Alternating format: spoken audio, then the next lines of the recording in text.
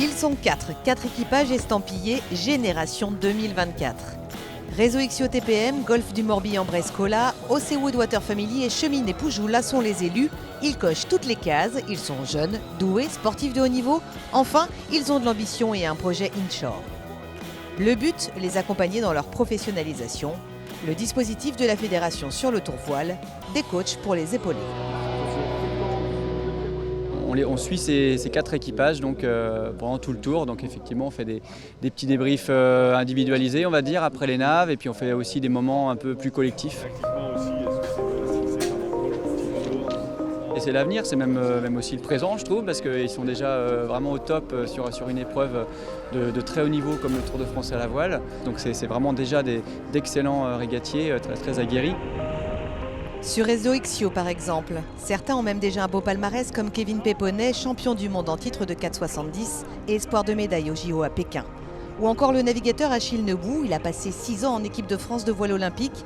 Il évolue désormais plutôt en course au large et revient encore sur le tour voile, car l'épreuve est formatrice.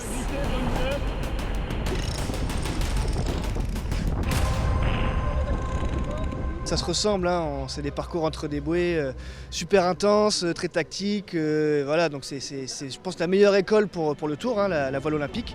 Donc inversement, être performant sur le tour, ça nous permet d'être plus à l'aise sûrement en olympisme. On a vu des super exemples comme Kevin Péponnet ou Quentin Delapierre qui s'est lancé l'année dernière dans une préparation qui marche super bien. Donc non, je pense que c'est un super passerelle entre les deux et ils ont raison de miser là-dessus en tout cas. Et pour preuve, les coachs de la fédération eux aussi ont touché à tout. Mathieu Richard, double vainqueur sur le Tour, compte également à son palmarès des podiums mondiaux en match racing et des titres en Moom 30 et en Norma.